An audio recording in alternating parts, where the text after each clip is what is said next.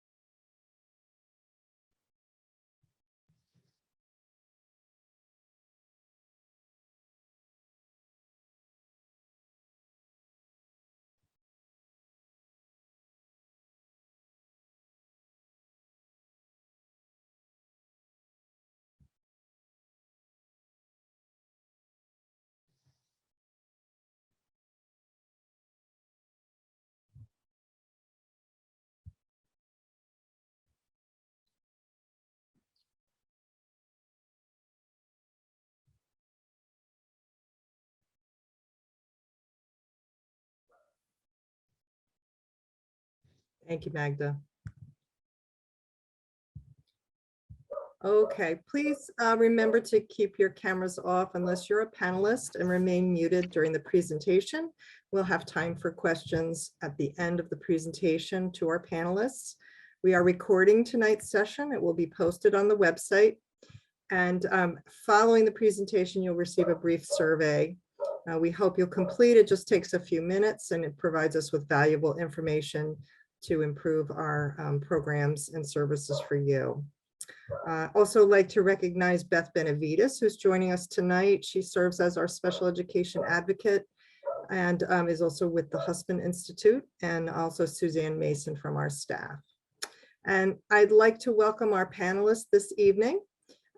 We have Carly Ott. She will be our facilitator. She's an autistic self-advocate, a mother, and vice president of a Fortune Top 50 company. She's a member of the Autism Society of America's Board of Directors and chairs its Council of Autistic Advisors. Carly volunteers her time for multiple autism nonprofits, helping women connect with the autism resources and improving employment outcomes for autistic people. She also advocates for greater inclusion at museums, zoos, and aquariums, and is a winner of numerous awards celebrating her mentorship as well as leadership in global diversity and inclusion efforts. We also welcome Cody Yoa. Is that correct, Cody? That is correct. Thank you. And Cody was diagnosed with autism between the ages of 5 and 6. He graduated from California State University Channel Islands with a BA in communications, a minor in computer game design, and a certificate in digital media art. He currently works at an architecture firm as a design associate, converting 2D blueprints of the building elevations to a 3D presentation for presentation purposes. He's been using a 3D printer at work and at home to print model scale buildings, condos, apartments with floor plans for potential clients. You made this too. Wow. And I watched your video award today on YouTube, one of the presentations you made at your college. It was wonderful. Thank you, Melissa. Recently, Cody became vice president of the Autism Society Ventura County in California, which is also where Carly is coming to us from. And he's chair of their new advocacy committee to ensure that individuals' rights are not being violated by the city, school, and county boards within Ventura County. We'd also like to welcome Angelina Hansen. She's an autistic self-advocate on a mission to empower people of all abilities and backgrounds to be their most successful. A former English literature teacher and concert soloist, she studied improv at Second City in Chicago. Oh, how cool. Is a 6 Sigma Green Belt, has been featured as a guest speaker and performer at events like South by Southwest and DreamHack. She sits on the board of directors for Art of Autism.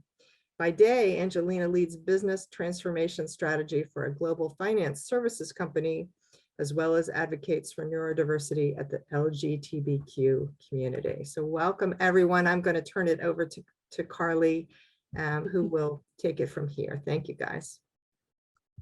Thanks, Melissa. And my Zoom crashed when I was trying to show you guys the award that Cody made me on his 3D printer. It's got our new logo on it and everything, and it's like so cool. And anyway, I'm super happy to be here again to talk with you all. Thank you so much, Melissa and Elizabeth, for inviting me back. And thank you, Cody and Angelina, for joining me in the conversation. Diagnosis is something that I actually believe is a gift. For me, definitely I grew up undiagnosed in the Midwest, and sometimes I'll joke that I made my own IEP by calling in sick on big test days so I could take my tests in a private room the next day. But I had all the early warning signs. Like I once saw a list of like 20 early warning signs. I'm like, I had 18 of those, but people would write them off like, oh, she's flopping her hands, she's doing jazz hands, or, oh, isn't that cute? She likes to like curl up really tight and sit inside of a wastebasket because she liked, they didn't know it was because I liked the pressure. I just they thought I was being cute, doing silly little things. Once I did master language, I was so frustrated by all the misunderstandings that I had in my day-to-day life. I became obsessed with it to the point that I was very verbose. I had quite an extensive vocabulary, and so people all thought I was mature for my age. Language skills does not equal maturity by any means. So it was a lot of misunderstandings and miscommunications, and socially I would make friends, lose friends, make friends, lose friends. It was this never-ending cycle to the point that by the time I was in 7th grade, I was suicidal. And statistically, some of you may have heard, one of the largest studies done found that people with autism are 3 times more likely to commit suicide. For autistic men, it's actually 2 times, and autistic women, it's actually 8 times. So, autistic women 8 times more likely to commit suicide. And that's only those of us that got diagnosed. For me, I couldn't understand why I couldn't understand how to get along with people. Luckily, I loved my sister very much. I didn't want to leave her alone in the world without her big sister, because she has always had, troubles with depression and anxiety, and didn't want to leave her without her support system. So I stuck around. But cycle after cycle, luckily my parents were able to move to a new school district at that point. So I started 8th grade at a new school. And thought, oh, great, tabula rasa, blank slate, can start all over again. It worked to a certain extent, but it didn't work to other extents. I still had the same cycles. Luckily, it was a really great community, because I put myself in a lot of situations where some really bad things could have happened through my naivete. Oh, yeah. Let me just sneak out of the house at midnight and go over and hang out with a bunch of football players from the high school football team, getting drunk in someone's basement. I am so lucky no one ever took advantage of me in that situation. I think it helped that I could drink any of the guys under the table, but I, you know, again, like I should have been out drinking in high school in the middle of the night. I, know that now, but for me, I just was so desperate to have people like me. That's all I cared about. And I was willing to do just about anything to make that happen. But again, like I said, luckily no one ever took advantage of me in sexual ways or anything like that. That's so thankful to have been in the community that I was in when I was growing up for that reason. But as far as friends went, 6 months to a year max, boyfriends 3 to 6 months max, closer to 3 months most of the time. And people just disappear out of my life. And this is before you could just, pick up a phone and text somebody to, find out what's going on. This was back in the days of good old fashioned answering machines on cassette tape and whatnot. And so you didn't want to talk to somebody, you didn't have to call, answer the phone. You didn't have to call them back. And so not knowing why people would disappear out of my life was really one of the hardest things. And, so I'm like, oh, okay, going off to college, tabula rasa, gonna give this another shot. Well, I also thought, I have a really hard time making friends. What can I do? So I joined a sorority, and it went really well for a while. And a lot of the women I met were really great. But there was one woman in particular that my junior year, I think she had a gut feeling that I was going to be easily taken advantage of.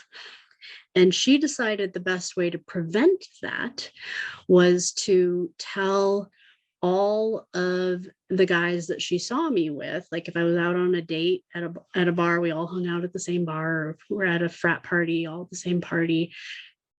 She decided to tell any guy that she saw me with, it was like, oh yeah, she's out on a date with that guy. When I would take a break to go get another drink or go to the bathroom or something like that, she would go up to the guy and say, be careful with Carly, she has an STD. I did not have an STD. And I also didn't have any second dates for a whole year. And I was, super cute, 125 pounds, little, hot little thing. Like, I thought it was perfectly nice and pleasant, and guys seemed to be having a good time, but then suddenly never had a second date.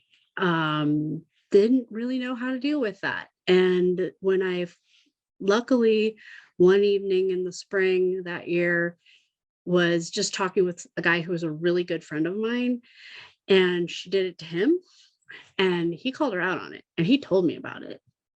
And it was so devastating that I decided to go ahead and do early graduation from school. I could have stuck around and gotten a dual degree in journalism and business, but I left with just the journalism degree because my social life was completely ruined as far as I was concerned. I was completely blacklisted from all of the fraternities on campus. None of them were allowed to date me. And so that knowledge was, really, really devastating.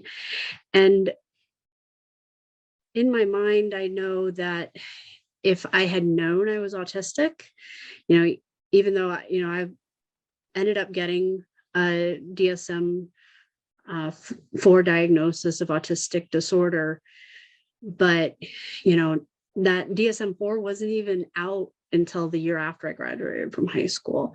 Didn't even exist. So none of the teachers, none of the doctors, never occurred to anybody that I might be autistic back then. But if I had known, so many possibilities of being able to, not feel like an alien, not feel like I was different. I actually did have one psychiatrist diagnose me as schizophrenic for being delusional that I was different from everybody else. That diagnosis lasted a week. When the medicine they put me on, they put me in a coma. But I've had just about every single diagnosis there is on the NAMI webinars that I've gone to. I'm like, yep, had all of those. So I really feel that for me, if I would have had foresight and knowledge, it would have been a lot less pain, a lot less humiliation. I was the kid that was fun to make fun of.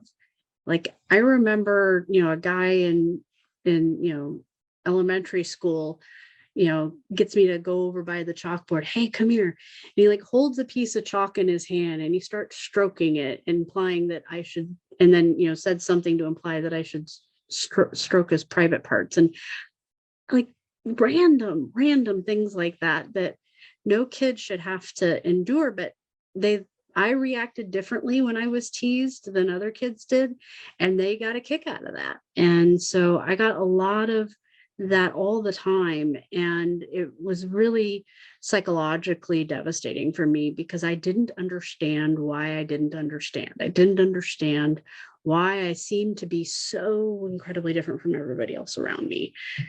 And so for me, going off to college, tabula rasa, graduated from college, tabula rasa, new opportunities. And I did have some pretty amazing experiences, don't get me wrong. Moved off to New York, tried again to have new experiences and fresh starts. But it all just came crashing down. And when I was 25, I started to spiral into a major case of autistic burnout. Stopped being able to function. My family says that when they talk to me, not a lot of what I said made sense. My executive functioning went out the window. I couldn't figure out how to recycle, but I knew I needed to recycle. So if you went into my apartment, you'd be wading through about 3 feet of empty plastic bottles because I couldn't put together the steps to do what I needed to do. And luckily at that point, I was able to get a diagnosis from UCLA, and took a while, don't get me wrong, but it really turned my life around because suddenly it all made sense. Suddenly I could understand. And so for me, I was lucky. I had parents who were very accepting of the diagnosis, and they're like, oh, this all makes sense now. And they actually apologized for thinking I was a brat all those times when they would like yell at me to come to dinner and I didn't hear them because I was really hyper focused on my book or my TV show. So I really appreciated that. So for me, if I had had a diagnosis, I would have wanted them to have a frank conversation with me at the earliest opportunity, whether it be the day after my diagnosis or the day after they saw this webinar, to say, hey, we need to have a talk, how sometimes this is for you and this is for the way other people are. And sometimes it's confusing, or sometimes you're ultra sensitive to this sensory input, or, whatever it is that's unique about a given person. Having that conversation can really help. I've had that conversation for a family member, and, had the opportunity to really just talk it through and explain the differences. And it really was a light bulb for them. And so I am happy to continue the conversation, and we've got lots to talk about, but I want to give my co-speakers a chance to introduce themselves and tell their story. So Cody, do you want to take it from here? Yes, I will. Thank you, Carly. Hi, guys. My name is Cody. I was diagnosed with autism at the age of around 5 or 6. I vaguely remember when it was, but before I was diagnosed, my mom noticed that there was something different. I have an older brother who is not autistic, and she noticed that I wasn't hitting those specific milestones when I was around 3. So she did her own research and discovered that I had autism way before the diagnosis. And this was around 90. I was born in 94. And so around it was around the late 90s, there wasn't a lot of information out there other than the movie Rain Man, which kind of popularized autism to the public. So I was diagnosed, when I was about to hit elementary school, for what my mom says, who's been my biggest advocate throughout my whole life, because I didn't really have a way to voice. So she was my only voice to help me in terms of school, in terms of socializations, in terms of everything. She's been my advocate since day one. But when I was in elementary school, The principal considered for me to be placed in a special needs school, but my mom was like hesitant and was fighting back to the point where I was diagnosed with autism, and the school officially allowed me to be in the school. I was, from what I can remember, I was mostly quiet. I was a quiet kid, and I would do things that would be a target for bullying. I was bullied a lot in elementary school, to the point where at around third grade, I remember having this really bad meltdown. The teacher put me outside, and I was just like yelling and screaming. I was just having a really bad meltdown. I don't know what it was. Maybe it was like I have one of the things that's when I was a kid is that I had a hard time expressing how I was feeling, and so I would get frustrated at myself if I didn't know how to display my display how I feel. So I would get frustrated, and so the nurse called my mom. My mom picked me up. She took me somewhere. I don't know where. And, we went home. Then my dad came home, and they had to sit down and talk with me. This was when I was around 9, that they told me that I had autism. And at the time, it was more about, because it was kind of a taboo thing, at least in around the early 2000s. So they kind of like told me to keep it low. So I did. And I still, struggled in elementary school. I was homeschooled when I was in middle school because on my yearbook, a lot of kids put death threats in my yearbook saying that they were going to kill me in middle school. And they can't wait for me to go to middle school because I have no protection or whatever. So I decided just to be homeschooled. And I was homeschooled for 7th and 8th grade. And then my mom decided for me to go to high school because she wanted to show me that not everybody was bad. So I went to the specific magnet school at my city, or where my city was, which focused on the arts, technology, and academics. And for a bit, they were practicing law, or they were teaching law over there, not practicing, but but learning law. And that's where I kind of figured out like who my friends were, and just trying to figure out myself in terms of who I was. And in the back of my mind, I always wondered what autism was. They told me what the name was, but they never specified what it was. So I did some research and slowly learned about what autism was, what are the different symptoms, the history of it, the history, like who discovered it, as well as like the different innovations of it, like fascinate me. And I thought to myself, it's not bad. It's just we just need to communicate. We need to show love and empathy for individuals with autism. And that's where I discovered that I wanted to educate individuals. For my senior project at high school, I taught a 9th grade class about the origins of autism, the symptoms, and the different interventions or therapies. And the whole class loved it. It was a lot of fun, and I got to learn more about myself, as well as just to educate people. And at that time, there were a couple of people here and there that knew someone that had autism, whether if it's a brother or a sister or a friend or themselves, if they want to disclose that. So I graduated high school, then I went to college. And I was the first one out of my whole family to go to college. My mom only graduated high school, and my dad went to ITT Technical Institute.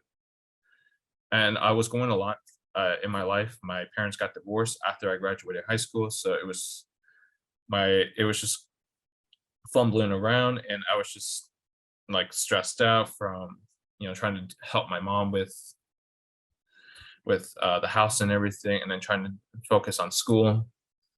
And so I kind of like struggle for a bit, but it's life, we don't really know what's going to happen with life, and we just try to strive and keep moving forward. And so one of the events in my school, my college, they were doing a multicultural day. And one of my friends suggested that I teach a whole hour about autism during multicultural day. So I put out this pack, put out like a whole teaching pack for myself, just to convince the director of the multicultural day for me to give a speech. And he really liked the idea, and he really liked how I connected it to multicultural day, as is talking about autism as a diverse culture. And on that day, I kid you not, the classrooms were so packed. I thought I was worried that it was like a fire hazard, like issue. Like students were sitting on the floor. They were blocking the doors because they wanted just to hear my presentation about autism. And at that time, I updated all the information up to that date, which was in 2016. And a lot of people seemed to really enjoy it and love it. And I seem to love it too. And that's where I kind of got that passion into going into communication, not just to have a degree in it, but just because I wanted to learn more about how I can communicate effectively to people. I got that communication degree for myself. And I got my associates, and I went to Channel Islands, and I did a presentation over there for the Light Up Blue event. And I made a presentation, and that's where Carly noticed me and invited me to be part of the auto run as a Grand Marshal. And that was my first introduction to Autism Society Ventura County. And a couple of years later, Carly invited me to be part of the board. And I officially joined the board about a year ago, or over a year ago. And then I decided that I wanted to try to make sure that individuals' rights were not going to be violated or be taken away by city, school, or county members within my county, which is Ventura County. So we created a whole advocacy committee board. And we just launched it a couple weeks ago. And then literally a couple of months ago, the board appointed me vice president of Autism Society Ventura County.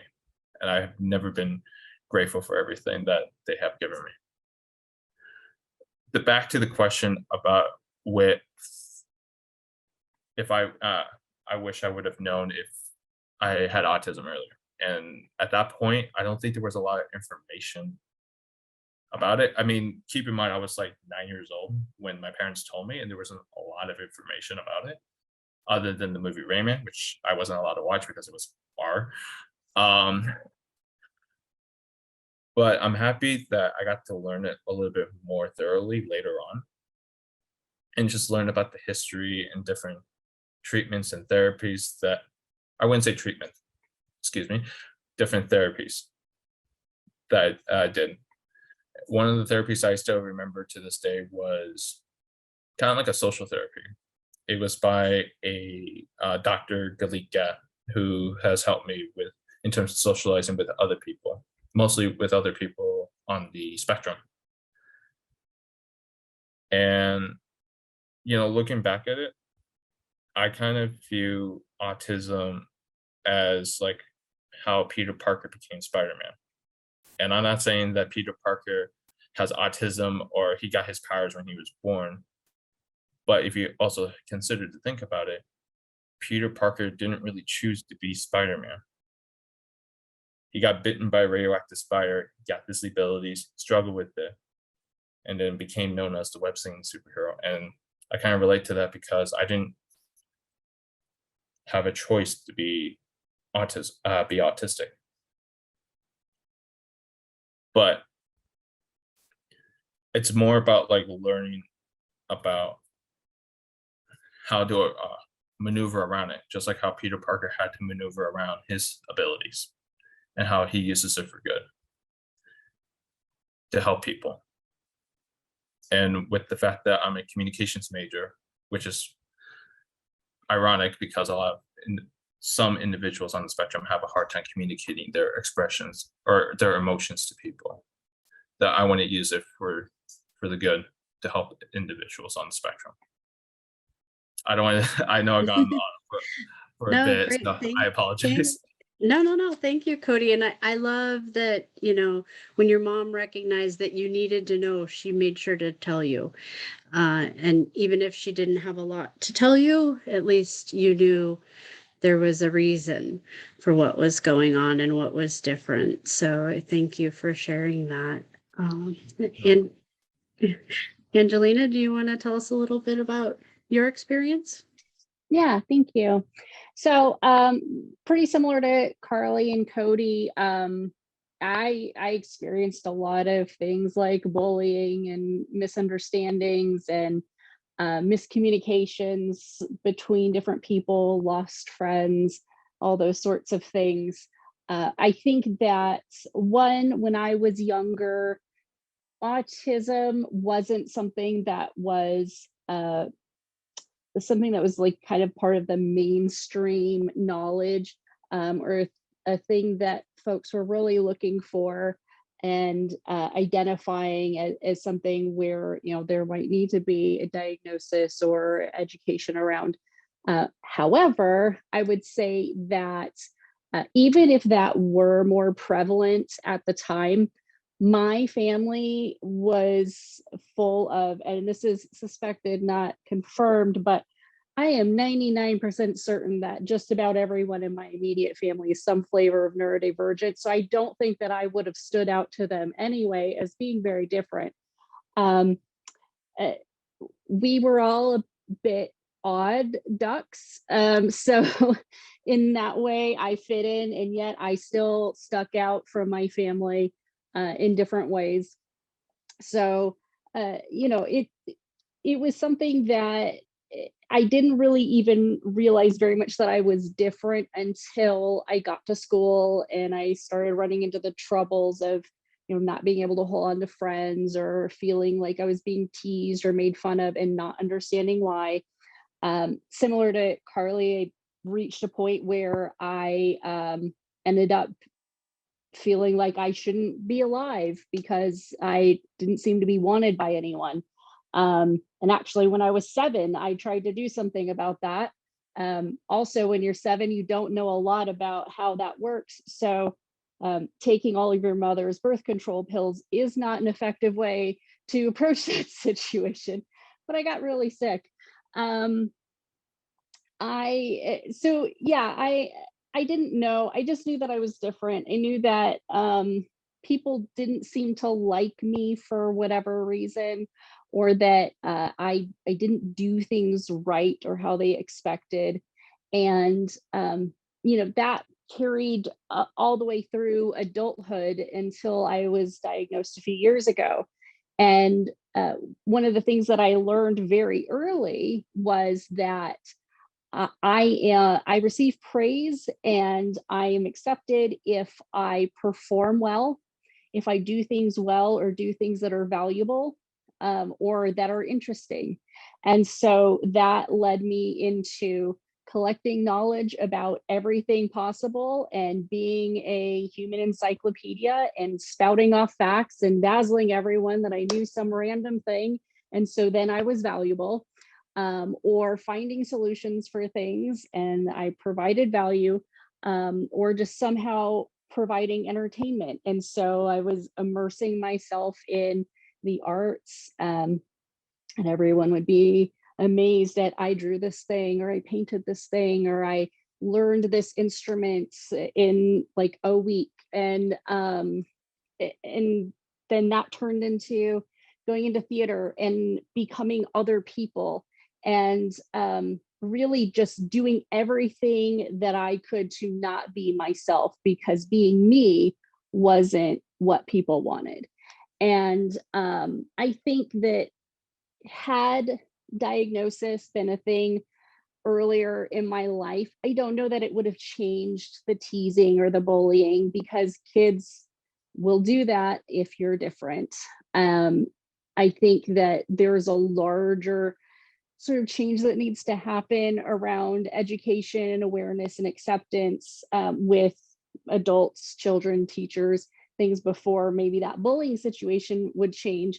But I would understand myself better to know why I was different, or why people might have reacted to me in ways that I didn't expect, and have been less hard on myself, because what I came away from those situations, besides coming to the conclusion that I needed to be someone other than myself, and effectively losing the sense of who I was over time, I would have not felt like I was a failure all the time, that I was failing at being a human, and that I felt like I wasn't from this planet because I was so different.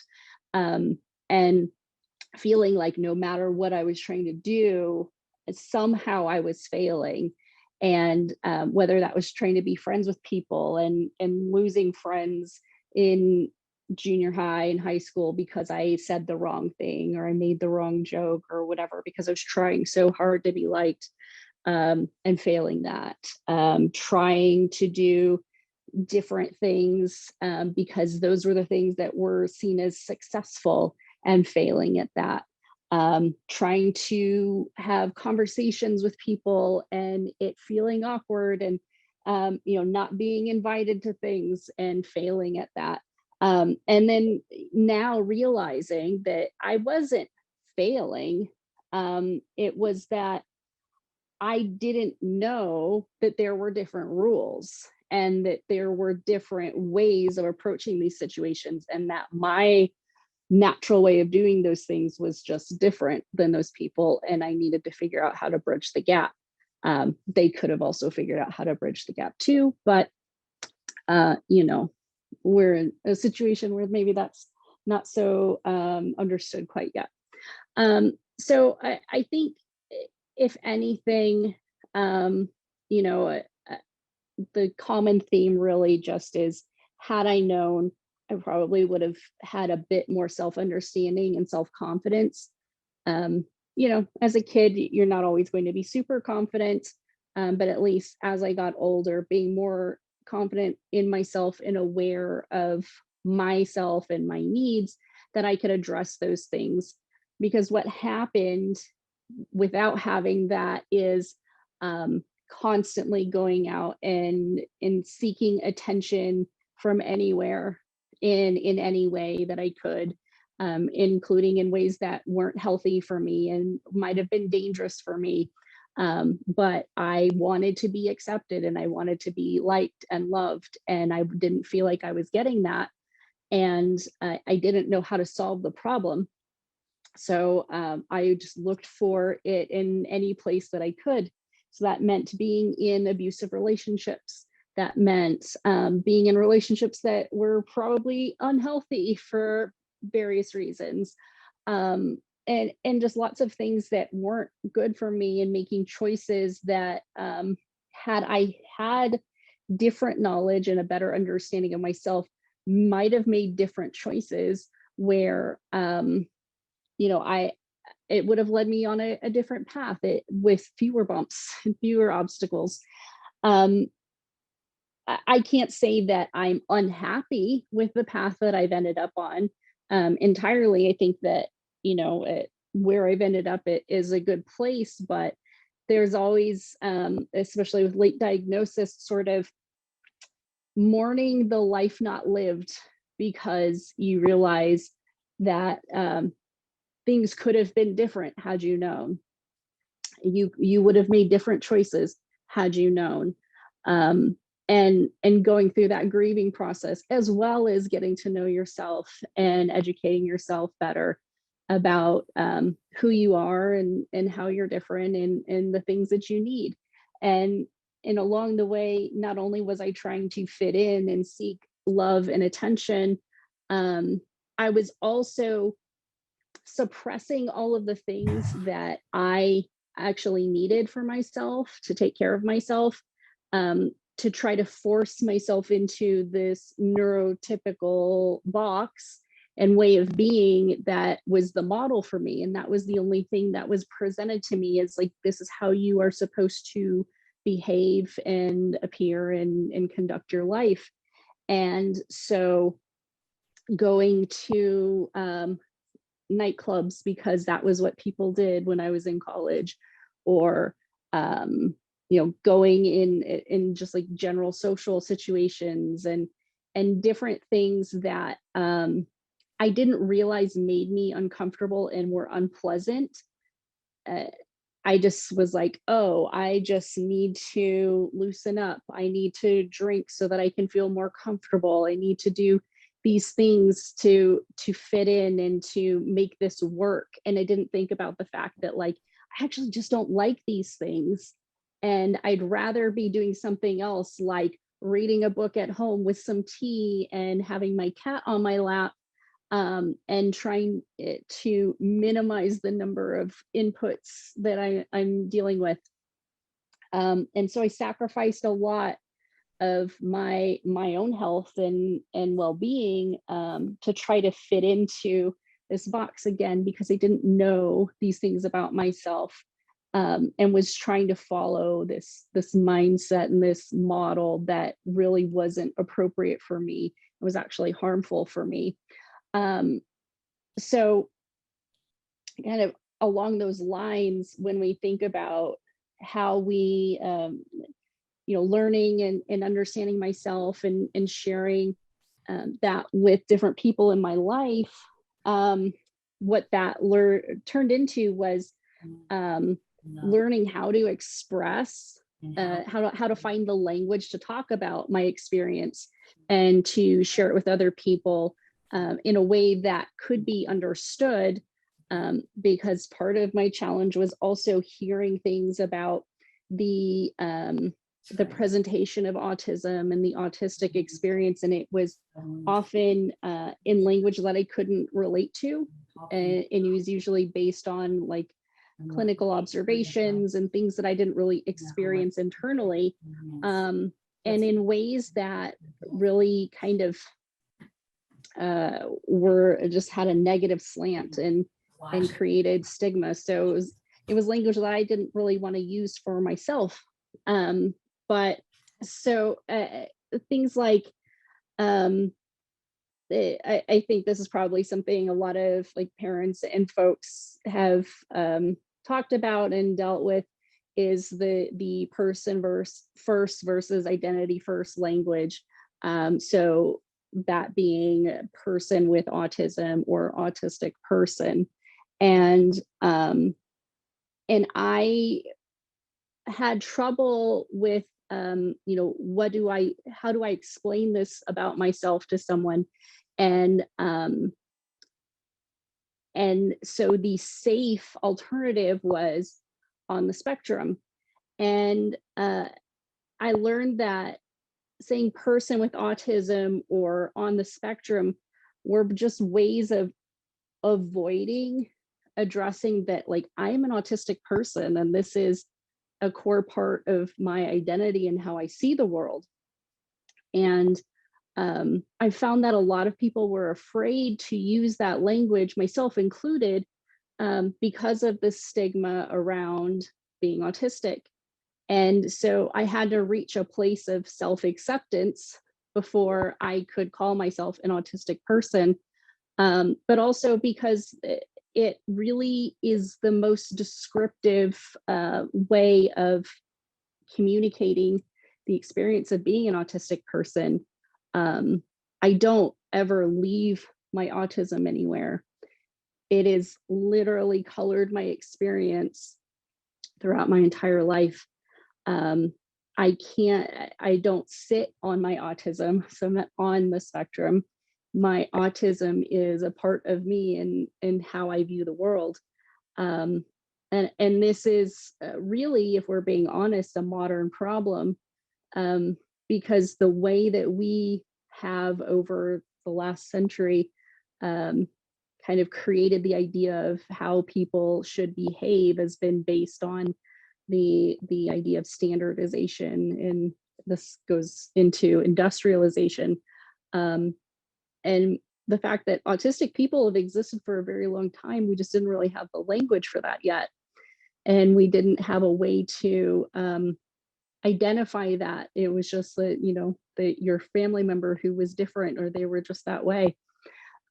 So with this problem now, we now have to identify the people who are different with very specific language, and then now readjust our mindsets to how we can bring those people back into the fold, if you will, because they don't fit this standardized industrial box. So I think when you think about language and the fact that it's always evolving, I think you have to consider that for folks who maybe have used language like person with autism or on the spectrum, that's okay. And it's there's not anything wrong with having used that language because it's evolving, and so are we. So, I think that as we get more knowledge and as we evolve in our understanding of autism, myself included, and how we integrate it into our lives, we also adjust our language to reflect that as well. So, I have finally reached the point where I can comfortably and confidently and proudly say I'm an autistic person. I'm not a person with autism or someone who is on the spectrum, and that's okay. Oh, thank you so much, Angelina. I'll admit, I was a journalism major, like I said, so I have a hard time restricting my language, and I tend to pepper with both just to keep from being repetitive. But I've noticed a trend that when I'm asking for an accommodation or help, I'll say that I'm a person with autism, and when I'm trying to show the world all that I can do and all of my strengths, then I'm an autistic person. So I get what you're going with that, but it really brings to mind, one of the things that I think we've all found is, we do have a language choice. It's a lot like LGBTQ pronoun choice. If you do encounter somebody that indicates that they have a preference that they are an autistic person or they are a person with autism, you always want to respect that, because that's their choice on how they choose to identify.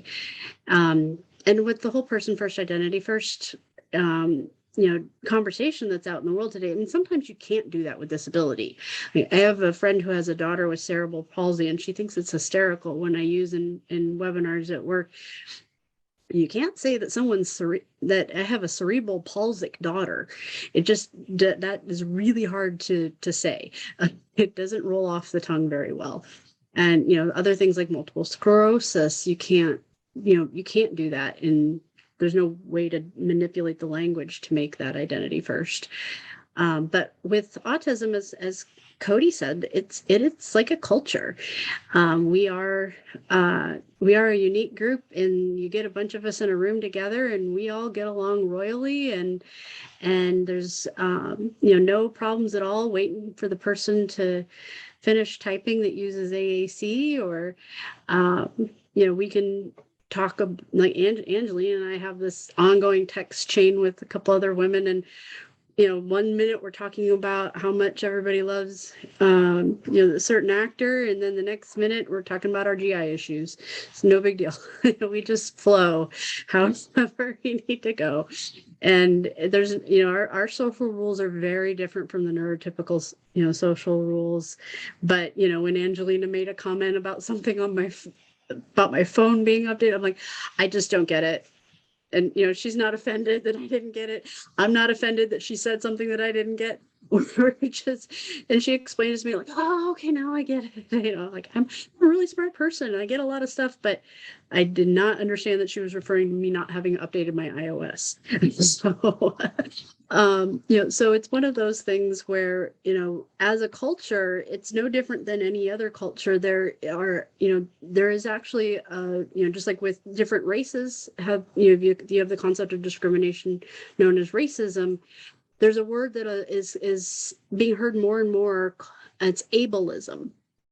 So ableism is whether it's intentional or unintentional, when there's discrimination against people with disabilities. And this is a very sensitive topic because, yes, the bullies that all of us encountered were definitely ableist.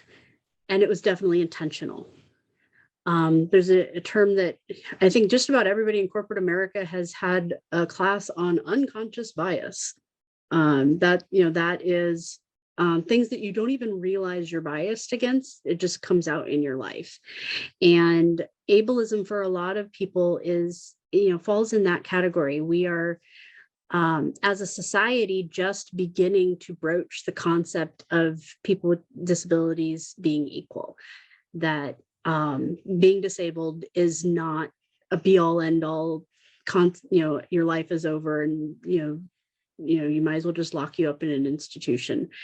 Institutions were only closed, very recently. We've only had the ADA since, 94. So, some of us remember what it's like. Cody, you're lucky to have been born into it.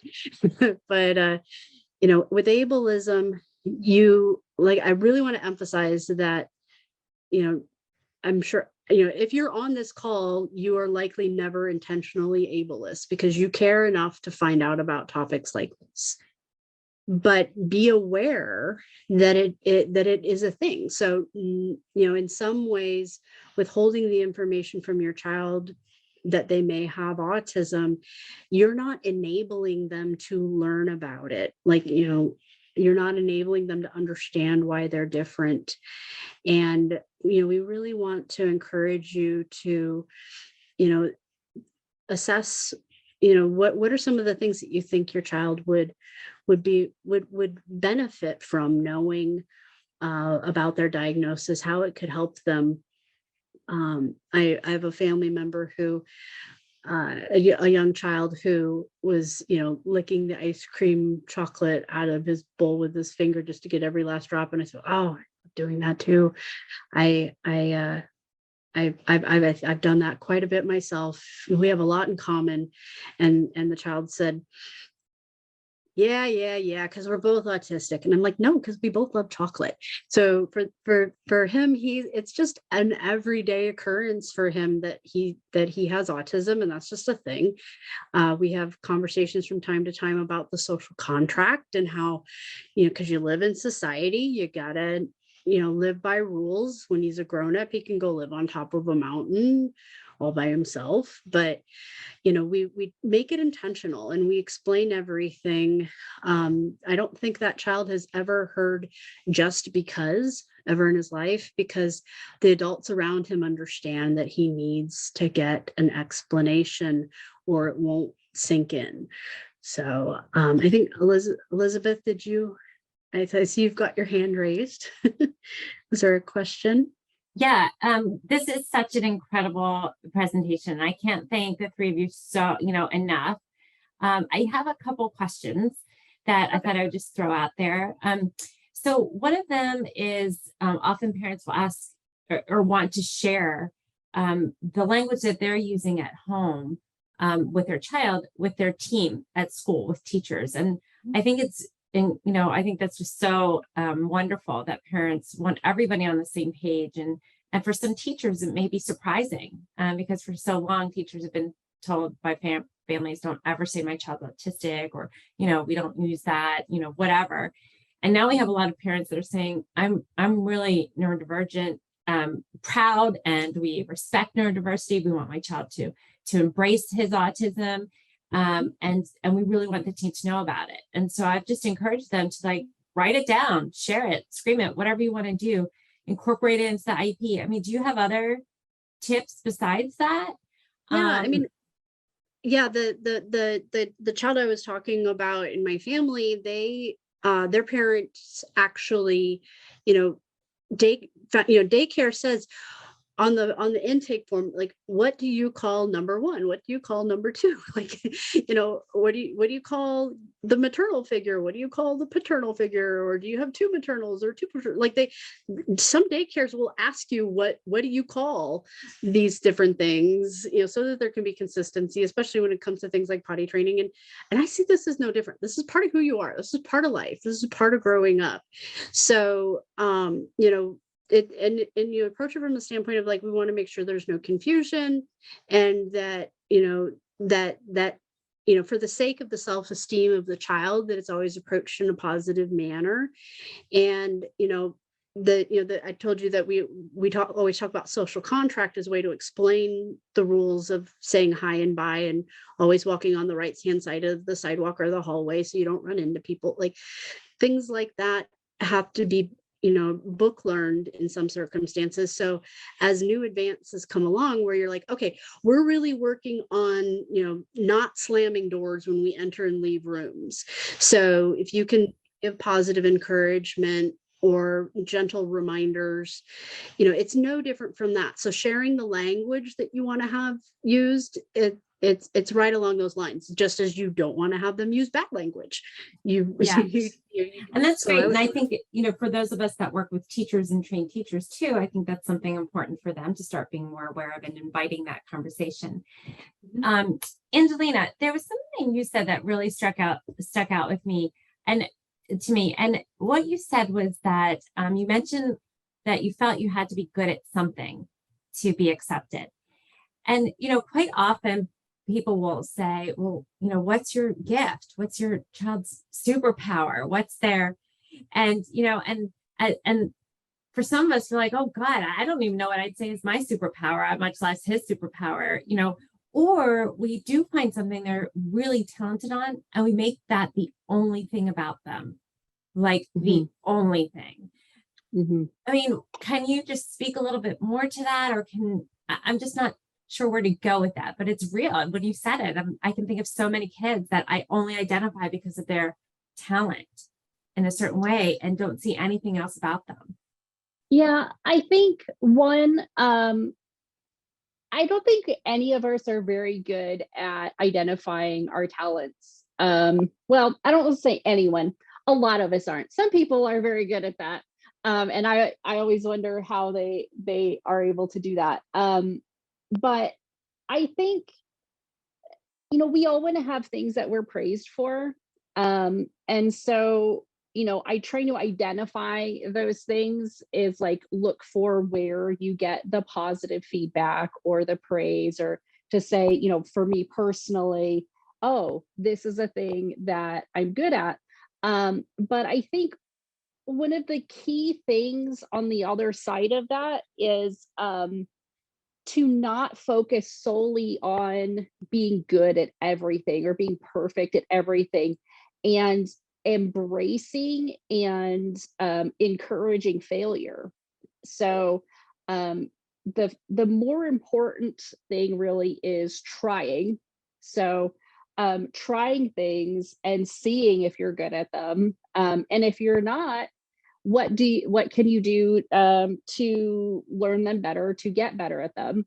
But really, I think just putting the emphasis on the trying instead of just the being good, especially for girls, because there's this weird socialization with girls versus boys, where girls is like, you have a natural talent for something, versus boys, it's like you build a skill for something. And so girls, it tends to be, if I'm not naturally good at something, then I can't ever do this ever. And this is not something that I can naturally do. And we have to encourage the trying and the failing and the building of the skills. But I think we want to promote, like, the things that everyone is good at, if you're talking about like your kids, and these are their, I don't want to say superpowers, because that always that builds like an expectation that you're going to be amazing at this thing all of the time and you can never fail, and that people expect you to be perfect at this thing all the time. So even if it's something that you're really good at, a lot of the time you can still have moments of failure. And that again is okay, that we have to make failure and trying okay. But identifying like, what are the things that bring people joy, that light them up when they do it, and then helping to encourage that. I think when we talk about like superpowers and like strengths, if we wanted to focus on promoting something, like we should really focus on that part, and not the things that like are just what provides value to us. And then I think making sure that, you know, again, that's not the entire identity of said person, and that we try to find all of the other things. They like this thing, they enjoy doing this thing, they have tried doing this, and promoting the fact that they, you know, maybe they're very good at trying, you know, but just, yeah, just trying to maybe not so much talk about a superpower, but definitely talking about the things that that light them up and that they can do well, and then maybe the things that they're trying to learn to do better.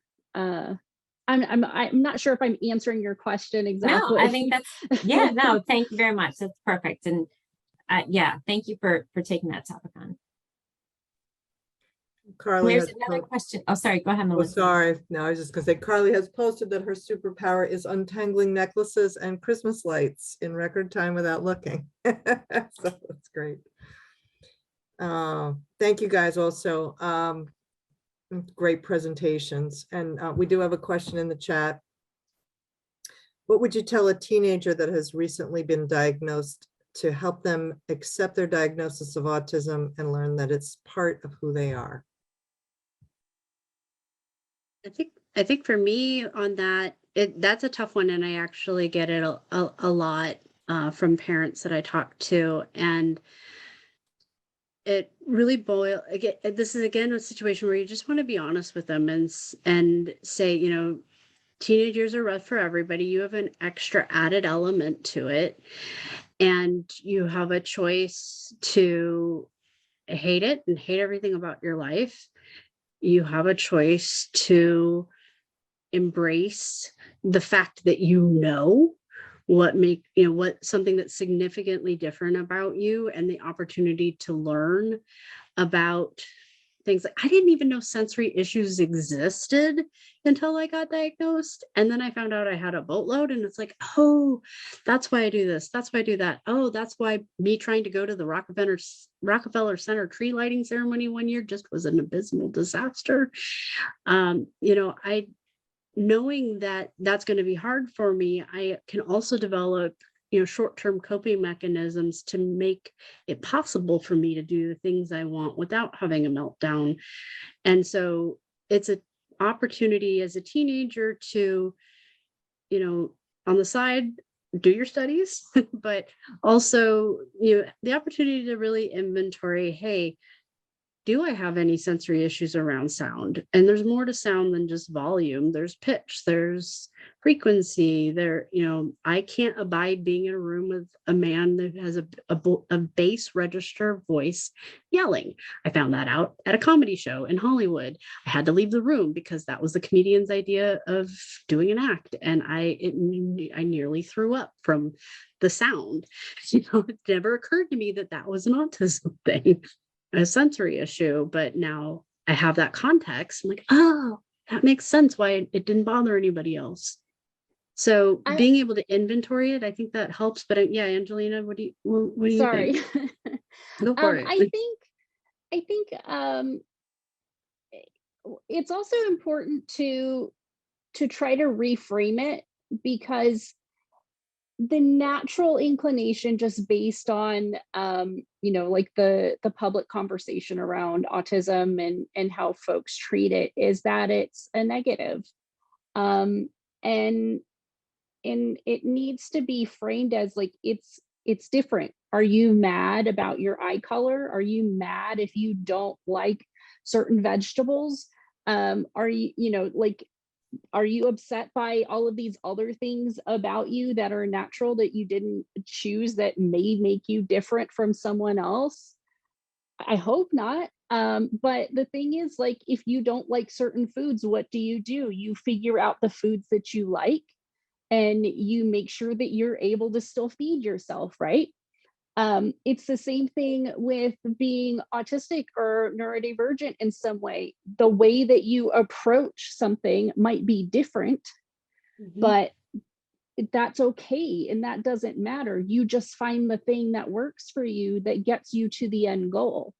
And so if we reframe it so that it's not about, you're different or you have a deficit or, whatever, and it's just things are different. So don't try to use the playbook for lots of everybody else, because it's probably not going to work for you. So let's find the thing that's going to work for you and work with, the situation that you have going on. That's only going to help you be more successful and enjoy your life more. Like, that's great. We have this knowledge. Now let's work with it and figure out what your personal user manual is going to be. Thank you. Cody, did you want to address this Yeah. one? So to answer the question on telling a teenager that's been diagnosed and how to accept, I have a story. My mother was born with cerebral palsy. She was born dead, and the doctors in Cuba revived her, but cost her the life of having CP, and she struggled with it. Just like with autism, I too struggled with social interactions, making friends. I would have numerous meltdowns, trying to figure out why am I like this. And I feel like the faster that I try to figure out myself and try to discover like what things work and what things don't work, the better I understand myself. And I think that in terms, you just basically, you have to accept the fact that it's okay. Everything's gonna be okay. The way I see it is that everyone is going through something in their lives, and we don't know what it is, but we know that everyone is fighting for something. Some people may be fighting to, let's say, pay the rent, while others are trying to make a simple friend. Someone is trying to, try to pay off their car loans, while others are trying to find a way to socialize with someone in a very successful way. Everyone is going through something in their lives, and if you tell your teenager that, it's harder to say, because as a teenagers ourselves, when we were teenagers, we didn't know the world. We didn't know like what was going on. When I was in high school, I was hospitalized. I had suicidal thoughts because I didn't feel like anybody liked me. And I felt like I was the only one that was going through something. I thought I was the only one. And when I went to my high school, and when I talked to my nurse about it, I felt like I was the only one. She opened the cabinet, and there's a bunch of medicine in there that belongs to multiple students. And I kind of realized that I wasn't the only one that's going through something in my life. So I feel like the sooner that you tell someone that they have autism and to show that it's okay, the better. Thank you very much. Kelly, you had your hand raised. I'm sorry for the dog. Kelly, can we go to you?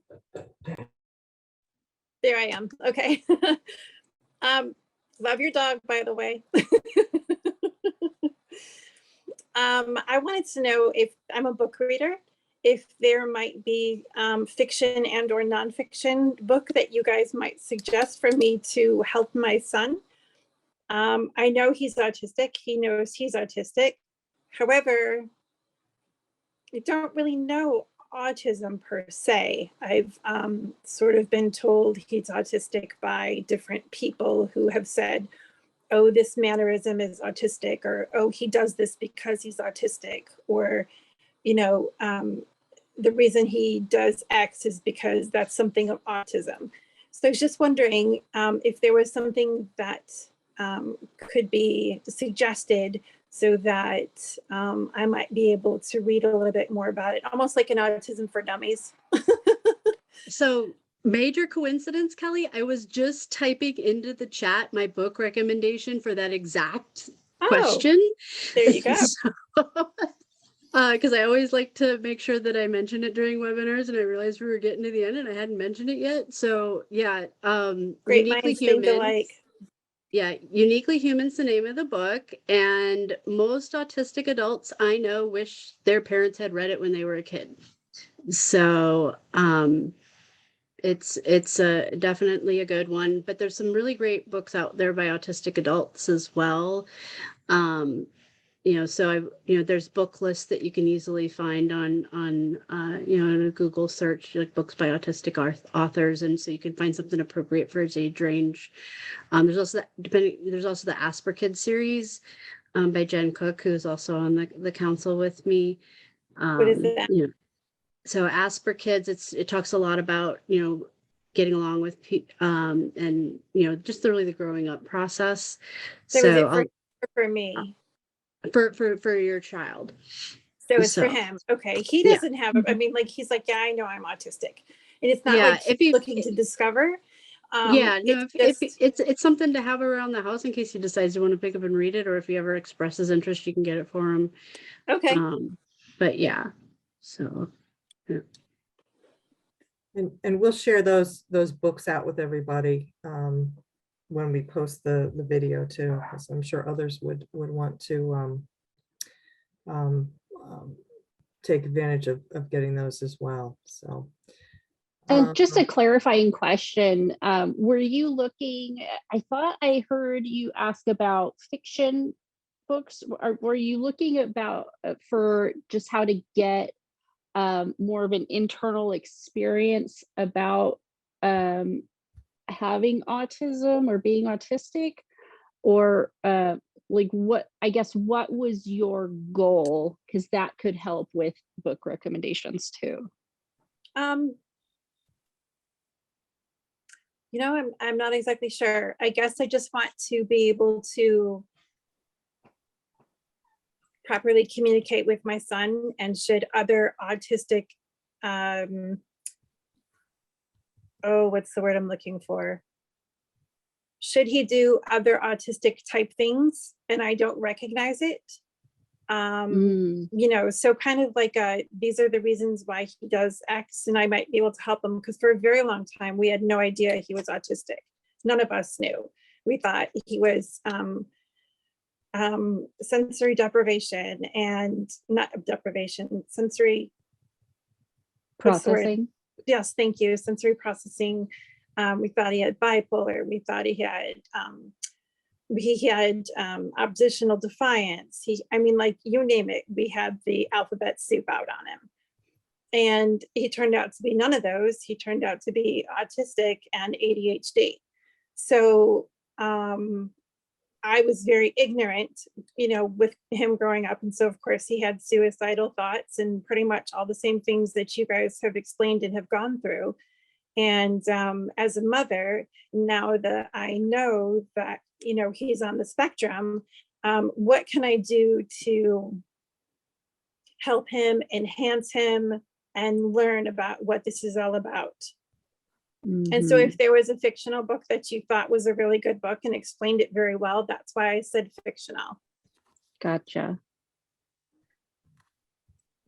I know the one that Carly had recommended is really good, which is nonfiction, and Neurotribes is another good nonfiction book. I'll think about if there are any fiction books. Okay. No need. Yeah, that's a really good question. Neurotribes is a good book. I'm currently reading it at the moment. Can you tell me who the author is? Steve Silberman. Oh, okay. Thank you. Another book that I would recommend. Oh, sorry, Carly. I was just gonna say I'll type it in the chat for you, but there's an author called David Gerald who does science fiction, and he has a character named Kyle, that's a young autistic teen. And Whoa. I just read those books this summer, and it was like reading like candy. So, Cool. oh yeah, go ahead, That's Cody. Good I deal. would say- All right. Well, thank you guys. Go ahead. I would say a good book to read is Thinking in Pictures by Dr. Temple Grandin, which basically describes her life being autistic, and then kind of using, like, trying to figure. She basically tries to figure out herself. Sure. So I would recommend that one as well. And Okay. And what was the Neurotribes? What did you say the author was? Steve we can- Silberman, actually the book, so you can see the cover. Oh, Steve. And Yes. we'll put these on a list because these are great. We want to make sure everybody has all the names and authors. Thank you guys so much. Yeah. Thank you, everybody. I really appreciate your time. We have another question that's similar to a couple that we received online as people registered. What would you tell a 6-year-old boy who was recently diagnosed and is very sensitive? What would you have wanted to be told at 6 years old? We had a similar question for a 9-year-old and for a 12-year-old. So if you think back to when you were that age, do you all have some guidance on what you would have wanted to hear at those different stages? I can tell you what I didn't want to hear, and it's not my parents' fault for saying it because they didn't know what else to say, but they, when there was bullying, hearing "don't let it bother you" what was not helpful, because they couldn't tell me how to not let it bother you. So I think the most helpful thing for anything that comes up in their life is to be able to be ready with the how, the what, the why, the where, like those questions that we all learn about, the 5 H's and the W, or 5 W's and the H, whatever it is. You it's like what I said before, but never say just because. Whatever it is you're going to talk about, be ready to explain it, or be ready to say, I'm not sure, but let me find out, and get back to them. Cody, did you have something? Yeah, I think the best way to tell a 6-year-old that they have autism is to be honest. I think honesty is always the best answer when it comes to talking to your child about anything. You want to be honest with that. And maybe, I don't know, like, I was told when I was 9, and I'm reading in the chat for Nadia Scarlett a specific question about it, but I'll get to there in a minute. But I think that being honest, as well as showing some informational stuff, I think the best informational videos, I think the best way to explain to children about autism was a Sesame Street special where they showed Julia, an autistic Muppet, and kind of briefly breaks it down to a good explanation as to how, to explain autism to really young children. So maybe, like, just to show that, and maybe do like social groups with other kids that have autism, just to show that, we're different, and that's okay. It's about acceptance. It's about, like, trying to show that, you have autism, and that's okay. And we still love you. I would say, just to add, one of the things that I heard as an adult, but I think it's applicable at any age, when I shared my autism diagnosis with someone who I respected, his response was, "Don't be upset. You're still very successful." And I was really bothered by that, because I hadn't expressed that I was upset by it, or that it had bothered me in any way. It was just an informational, hey, this is a thing that I learned about myself. And so his placing a sort of value, a judgment or value assessment, and really kind of overlaying it with how he felt about it, was really upsetting to me. And I think kind of like to what Cody said is just being honest, and I think not assigning any sort of value, to say something is negative or positive, but just be factual and straightforward, which is what a lot of autistic folk prefer, is just very straightforward, clear language, and to be, to the point. Being blunt doesn't bother us because it cuts right to the heart of whatever the message is. So I think as much as you talk about it in plain, simple terms without assigning some sort of value judgment or implying how anything should be felt about it, is really good. One other thing that I'll point you to in terms of resources, there's a website, it's understood.org, and it has basically like a fill in the blank. I am a parent, caregiver, teacher, etc., of a kid who has this, and I'm looking for help with this. And it can give some suggestions on how to have certain conversations or different tools or approaches for how to handle different things. And I actually used it for myself right after. I'm actually both autistic and ADHD. And as I was trying to find information, which unfortunately there's a breadth of information for kids and parents and caregivers, and a dearth of it for adults. So I used some of the kids' resources, and this was one of the ones that I found that I actually really liked because it was so straightforward. That's great, thank you. I did put in the chat, we had some people asking just about resources for diagnosis, which we are certainly happy to help you with through our office. I put our phone number in there. Please feel free to reach out. And but I did want to ask a question, if I could, about adult diagnosis. It is a call that we get quite frequently when an adult is seeking resources for diagnosis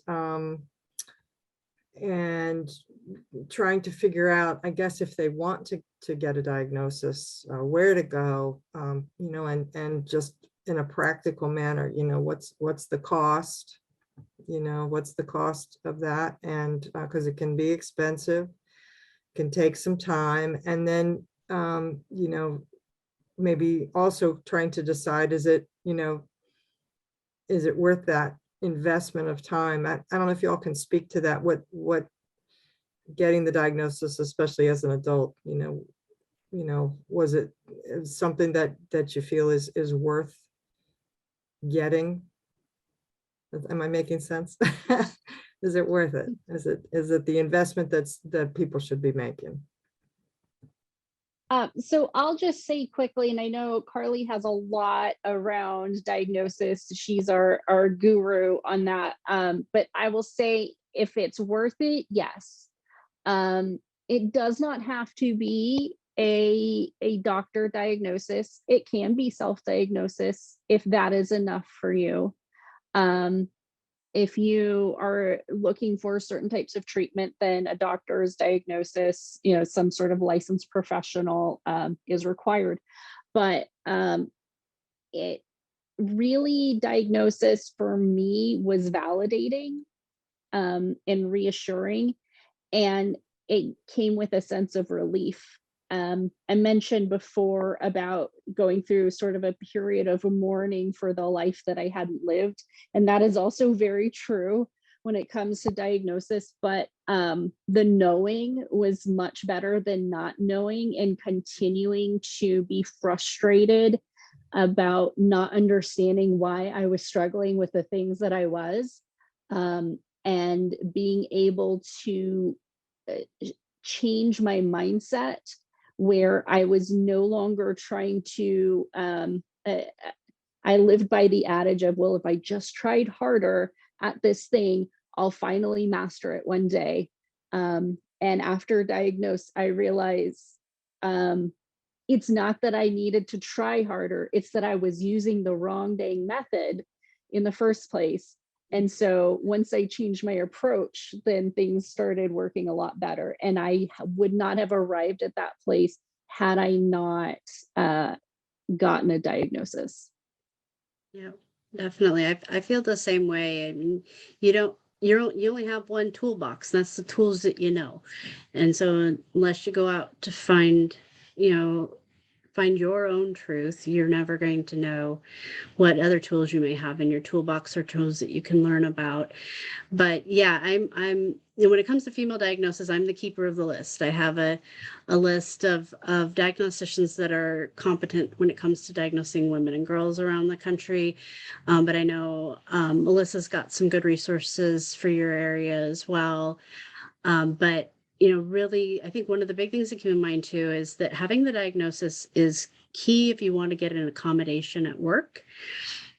And there's also benefits as well. And autism ebbs and flows and it wanes over time. So, if you do find yourself in a situation where things that used to be easier are harder, and it's things that aren't that it's not the same for people with autism as people without autism.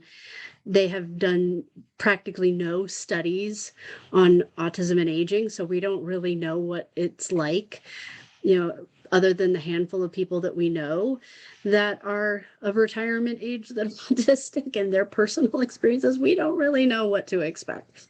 So I don't know if when I'm, ready to retire from work, am I going to be able to be self-sufficient? Am I going to be able to support myself? Am I going to have to rely on family or services? We just don't know. And I do know that over time I've gone from, being functional to being non-functional to being functional again.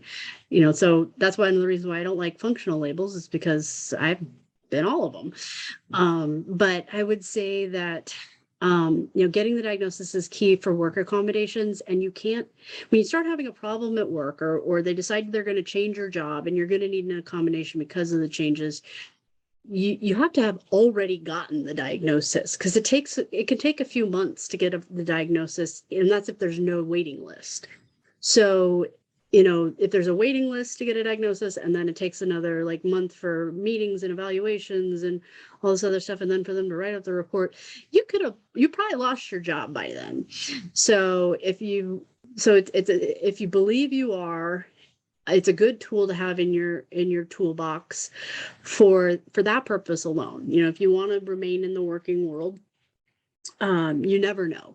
I didn't have an accommodation at work until they decided, about a decade ago, to pull everybody back into the office and stop having people work from home, because business had changed and they no longer had more people than they had office space for. So they decided they wanted to start filling up the empty desks and bringing people back into the office before the pandemic. But at that point, I'm like, wait a minute, I am so much more productive since I got to start working from home. And so I got an accommodation, so I get to continue to work from home. And that was a real last minute thing. If I didn't have my diagnosis already, I wouldn't be able to get it in a timely fashion. So thank you. And I would love to have your list. That's great. If you don't mind, we got one more question. So outside of the conversation, to talk to your young person, what are some strategies that you would recommend to help young people with autism self-advocate in an appropriate manner outside of school, the relatively protected school space?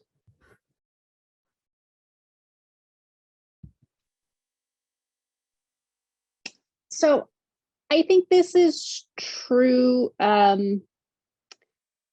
for whether it's for kids or adults, but the unfortunate reality is sometimes if we just throw out the autistic label that can shut off people's thinking, and they get stuck on that, and they fill in the blanks with their assumptions, with their preconceived notions, and sometimes it takes talking about the specific challenge or need or success and talking about things, the specific things that might be needed, versus saying I'm autistic and expecting people to understand what to do next with that.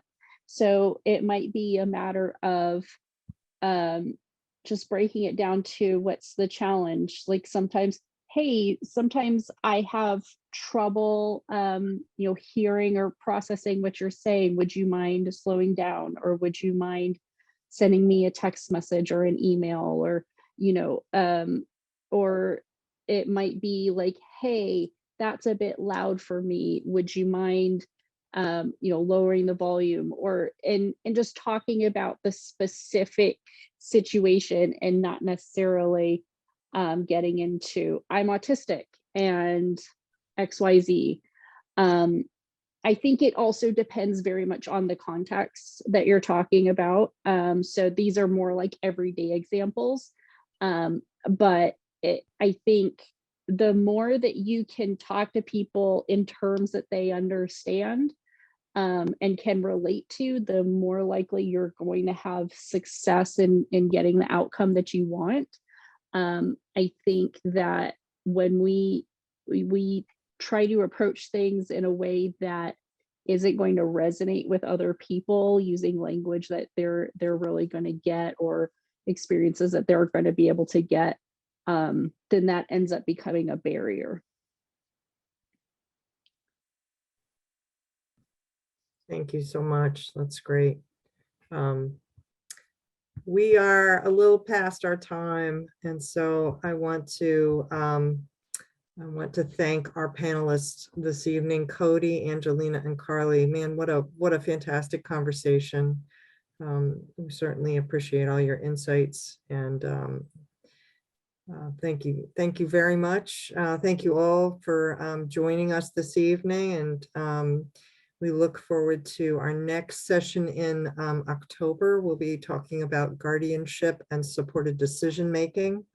And then in November, Carly will be back with us to lead a panel on autism and suicide. So it's a very important topic to cover. So we look forward to welcoming her back in November. So thank you all very much. Have a wonderful night.